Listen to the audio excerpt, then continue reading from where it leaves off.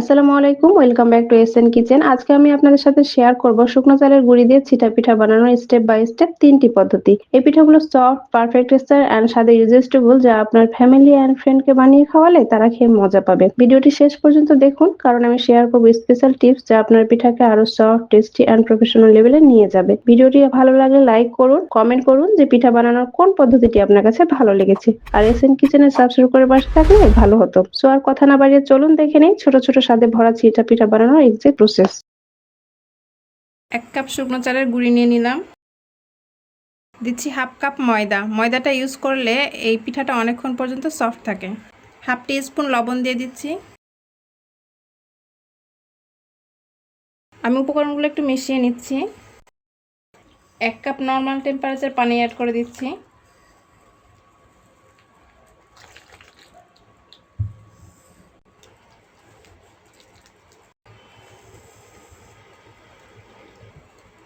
এখানে আমি ডিমের সাদা অংশ নিয়েছি, সেটা অ্যাড করে দিচ্ছি। এবার ভালোভাবে ফেটিয়ে নিব। আমি এখানে হ্যান্ড উইচ দিয়ে ফেটাচ্ছি, আপনারা চাইলে হাতের সাহায্যে কাজটা করতে পারেন অথবা ব্লেন্ডারে করে নিতে পারেন। এই ডিমটা ইউজ করার কারণে পিঠাটা অনেকক্ষণ সফট থাকে। আর এটা একটু ধৈর্য ধরে ফেটিয়ে নিতে হবে, প্রায় 4 থেকে 5 মিনিট মতো, তাহলে ব্যাটারটা অনেক স্মুথ হয়ে যাবে। আমি আপনাদের বোঝার সুবিধার্থে ঠিক একটু দেখিয়ে দিচ্ছি। ব্যাটারটা ঠিক এরকম হবে, খুব বেশি পাতলা না এবং খুব বেশি ঘনও না। আমি ব্যাটারটা রেস্টে রেখে দিচ্ছি 10 মিনিটের জন্য। 10 মিনিট পর ফিরে আসছি। আমি এখানে একটা তাওয়া নিয়েছি এবং এতে হালকা একটু তেল ব্রাশ করে নিচ্ছি। আমি প্যানটা ভালোভাবে গরম করে নিয়েছি, তারপরে চুলা আঁচটা লোতে রেখে এভাবে দিয়ে দিচ্ছি।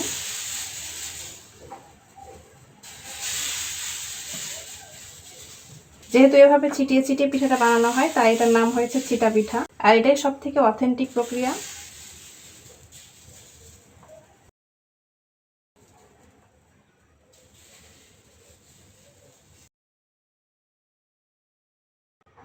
আর এই পিঠার এক বিশেষত্ব হচ্ছে যে এটা হয়ে গেলে নিজে নিজেই উঠে আসবে। যে দেখতে পাচ্ছেন একা একা উঠে যাচ্ছে, সে পর্যায়ে বুঝবেন এটা হয়ে গেছে। এখন আমি এটা উঠিয়ে নেব। আমি আবারও একটু তেল ব্রাশ করে নিলাম। এবার আমি আরও একটা পদ্ধতি আপনাদের সাথে শেয়ার করছি। এখানে আমি একটা পানির বোতল নিয়েছি এবং বোতলের এই যে মুখটা আমি একটু ছিদ্র করে নিয়েছি। আমি এখানে 6টা ছিদ্র করেছি, আপনারা চাইলে 2-3টাও করতে পারেন। এখন এই বোতলে ভরে আমি এটা এর মধ্যে দিয়ে দেবো। আর আপনারা আরেকটা পদ্ধতি করতে পারেন, পলি ব্যাগে একটা অংশ কেটে, এক পাশটা একটু কেটে যতটুকু ছিদ্র রাখবেন সেই অংশটা ছিদ্র করে তারপরে ওই পলি ব্যাগে দিতে পারেন। পলি ব্যাগে যেভাবে আমি ভরে নিয়েছি।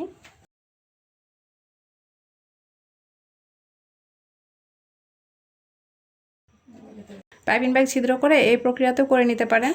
যার কাছে যেটা সুবিধা মনে হয় তারা সেভাবে করে নিতে পারেন। তবে আমার কাছে সবথেকে বেস্ট মনে হয় বোতলে ভরে। এরকম মজার মজার রেসিপি পেতে লাইক, কমেন্ট, শেয়ার দিয়ে পাশেই থাকবেন। আর চ্যানেলটি সাবস্ক্রাইব করে দেবেন। যারা ফেসবুক থেকে দেখছেন তারা পেজটি ফলো দিয়ে রাখবেন। সবাই ভালো থাকবেন, সুস্থ থাকবেন, নিরাপদে থাকবেন। আল্লাহ হাফেজ।